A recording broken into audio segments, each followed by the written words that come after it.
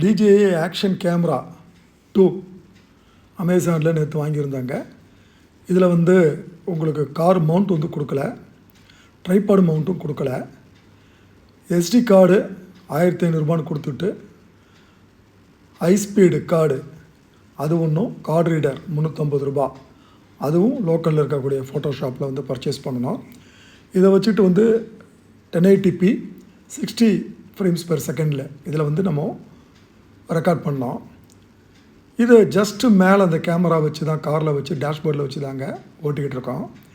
ஒரு road air force admin ரோடுன்னு சொல்லுவாங்க கோயம்புத்தூரில்.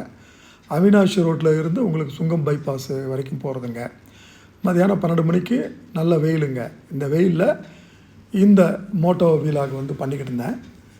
எக்ஸாக்டாக வந்து 2 minutes 30 secondsல ஸ்டாண்டர்டில் வச்சுருந்த கேமரா வந்துட்டு திடீர்னு ஆஃப் ஆகிடுச்சு. என்ன இண்டிகேஷன் அப்படின்னு பார்த்தோம்னா வெரி ஹை டெம்பரேச்சர் அப்படின்னு சொல்லி கட் ஆகிடுச்சு. ரொம்ப பேர் இதுக்கு கொடுத்துருக்க ஹைப் வந்துட்டு வேஸ்ட்டுங்க.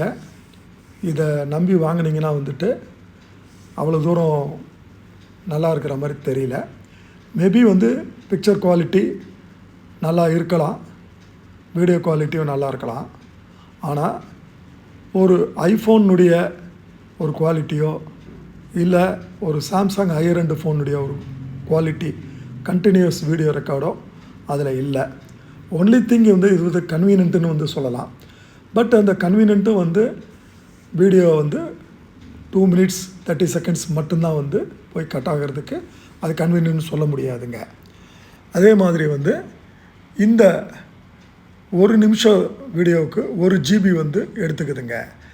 2 நிமிஷம் வீடியோ வந்து கிட்டத்தட்ட 2.2 GB வந்து எடுக்குது. இதை ட்ரான்ஸ்ஃபர் பண்ணுறது வந்து ரொம்ப லேட் ஆகுதுங்க.